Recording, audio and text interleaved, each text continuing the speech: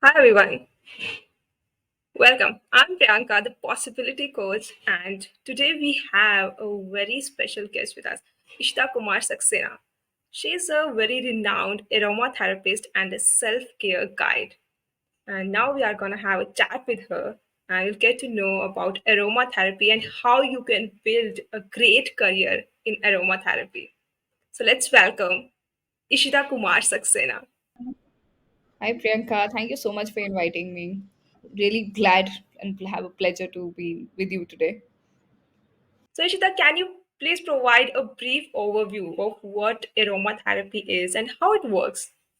Yes. So basically, aromatherapy is all about essential oils and how do you create particular blends with essential oils to come up with a very beautiful fragrance and products and oils which give you emotional and physical benefits.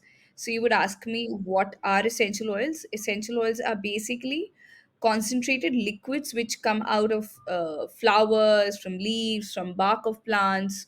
They are very concentrated oils which we get from maybe a lavender flower or a rose flower.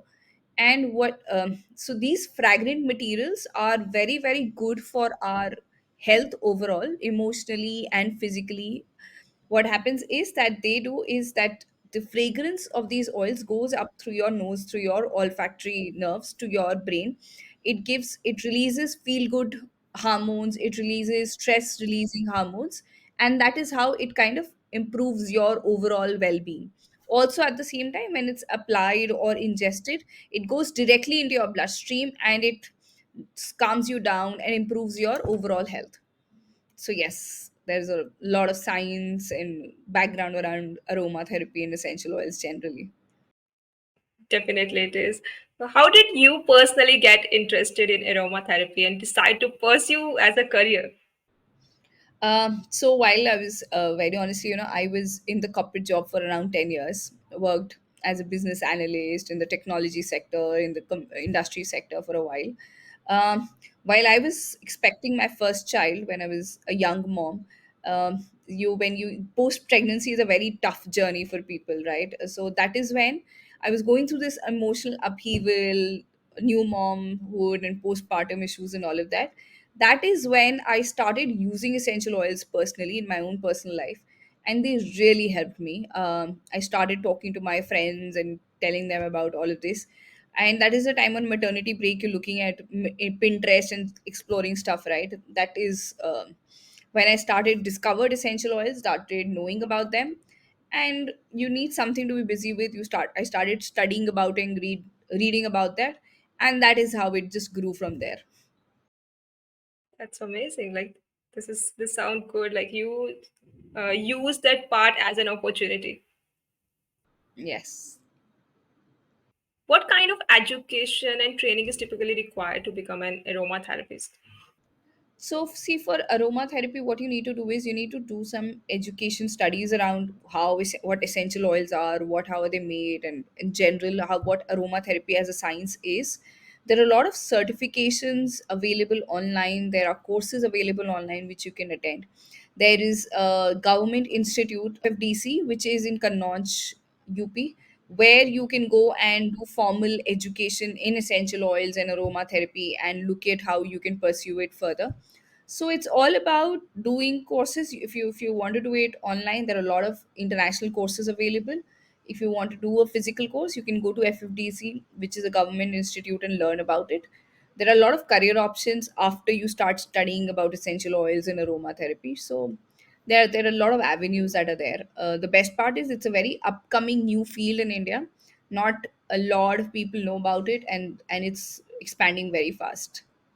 That means it's a great time to start with that. Like start to pursue a career into that. Yes. So are there specific certification or qualification that aspiring aromatherapist should aim for? Like any specific certification? No, no. So you do not really need to have any specific background as such or anything. But yes, should definitely have some. I would say, on a personal level, you should have some interest in science and how things are made or produced, or biology and botany. But otherwise, there's no technical background that you need for it, nothing of that sort. What are some common tasks or responsibilities that aromatherapists handle regularly in their day-to-day life as an aromatherapist? So, see, generally, what happens is that, of course, you need to know essential oils in and out. You need to start studying them. You have to keep upgrading your knowledge, and there's so much to study about all the time. Also, at the same time, you're dealing with smell a lot of times because aromatherapy is all about smells. So, you kind of get tired of it, you get used to it, you every day you're discovering how new ways of incorporating it into your lives. Also at the same time, making blends and making new experiments is something which is part and parcel of an aromatherapist's life. Okay, you find a new essential oil, you try it out with a new blend, you try it out with something, so this keeps evolving and it all keeps changing. So that's a fun part of it that you always keep doing. You said that you have like for being an aromatherapist, you must have a good connection with essential oils. So, do you have any favorite essential oil? So, see, for me, my go-to oils are always geranium and lavender.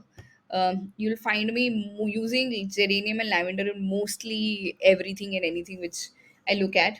So these are two my favorites because lavender is something which is very generic. It's unisex, so it suits people, men also, women also like it. Geranium has a very nice floral female fragrance, so I like that also. So these two essential oils are something which I've used a lot for my sleep, for my freshener, room freshener, for enhancing my just just to feel good. I've used all of these oils, both these oils a lot, quite often. How do you choose the right essential oils for different situations or different clients? So see, every essential oil has a chemical composition. Every essential oil has its different way, a different application. It has some benefits. So you have to kind of study the profile of each essential oil, see which is good for which situation, for which client and customer. When you customizing or applying an essential oil for a customer, you need to understand what their requirements are, what stage of life they are in, what are their concerns about, what are their allergies all about, what triggers them, and that is when and what and very importantly, what is their smell preferences, and that is how you map them. So the whole science of aromatherapy is all about understanding essential oils in their own individuality, and also at the same time understanding what a customer is looking for, what is their requirements, what is their concerns, and how you can match these two profiles together. So and create a blend or find something an essential oil which will suit them. Need to build the good relationship with the essential oils then. Whole career of aromatherapist, what are some of the challenges you have faced in your career? Um, so see, what happens is that a lot of times you start off thinking. सबसे biggest challenge is that you really don't know what you're making is going to come out good or bad, or what is it going to come out as. You put all your heart and soul into making a blend, and something random and very erratic comes out. So that is one of the challenges which always keeps going. The other thing is that a customer might come to you, a person might come to you with certain concerns and believe that this will suit you or this will work for them. A lot of times they don't realize that, oh, eventually what you give to them they don't like it or it's not suiting them. So those are the challenges which keep coming. So you have to evolve, you have to pivot, you'll have to experiment. Okay, no, this is not working for you, then something else might work. So there's it's a completely always an evolving process in it. So yeah, that keeps happening. These are the biggest challenge because you have to be with the clients and then you have to figure out the right things for your clients. Yes. Yes, you have to figure out the right blends, you have to figure out the right products, ingredients for them, so that that challenge keeps going on.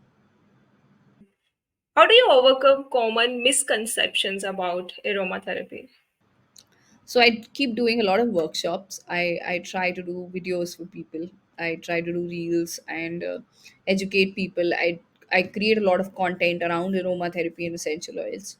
there is still a lot of misconceptions around it. There are a lot of people who need to see things, need to understand much more around essential oils and aromatherapy. But yes, education content is something which I just keep doing and repeating all the time, and saying the same things. I do a lot of webinars for women just to understand what essential oils and aromatherapy is all about. I also have a community of women where we talk about self-love, self-care, and essential oils in general. Oh, that's good. So, what's the name of this community? So we call it the Arezou, the self care circle. It's a WhatsApp community, and I have around 150 plus community members already. It's been growing rapidly, very fast. So yes, we talk a lot about essential oils and self care. How do you incorporate essential oils in your daily general rituals? So we keep talking about stuff like that. So, if somebody wants to join this community, so what are the prerequisites for that, and how someone can join this community? Only prerequisite is that you need to be a woman or a lady. I'll share the community link with you. We have so we you need to have admin approval for that, um, and you can always share it with your people in your community, and I will be more than happy to have more and more people joining in. Now, can you discuss potential career paths and growth opportunities within the field of aromatherapy?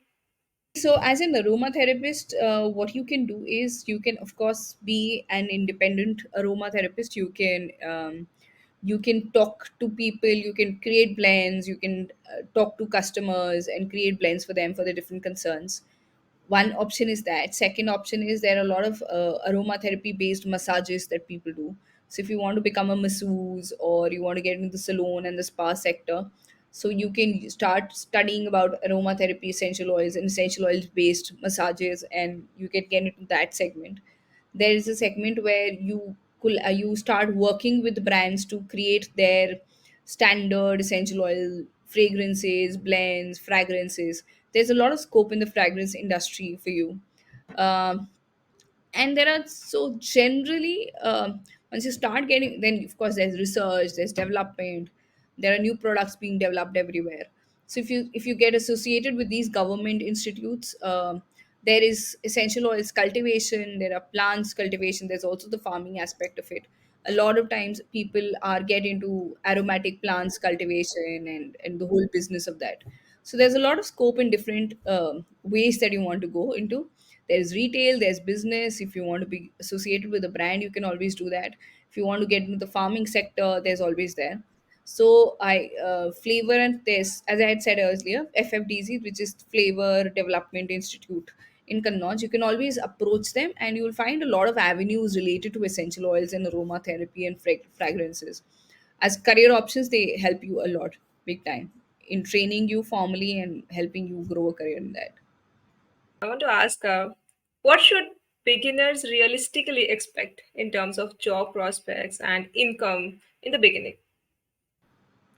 See, in the beginning, it will be low. Okay, I would. If you're looking for a job, then it's not that you're going to become very. It's very much like medical field. When you start off, you have to start small. You have to figure out ways, and as you grow, the more experience you become, the more valuable you become. And if you stick around, and of course, your personal skill set is also very important here, because aromatherapy is like an art of creating blends, of figuring out what will go well, what will not go well, um, and what will suit the customer. So it's very much of an art. It needs creativity, it needs passion and integrity in it.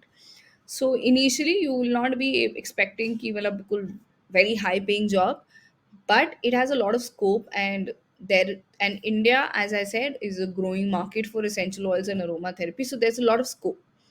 If you start off fast and you get that heads up ahead, so you can grow very easily. That means there's a lot of scope, but with patience, you can grow.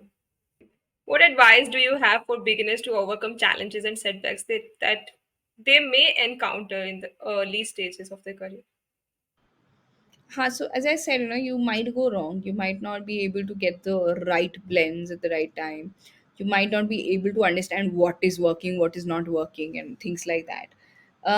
But you have to have patience, and you have to be able to give a lot of time to the whole process, to understand essential oils, to understand their profiles, to understand how things work, how this whole science works.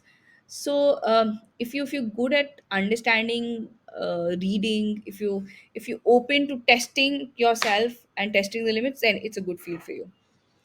If you want quick money, if you want quick results, then this is definitely not a field for you. That means it totally needs patience and love with aromatherapy, love with essential oils, and yeah, that support, that care for people. Thank you, Ishita. Thank you so much for sharing all these insights and joining me. Thank you.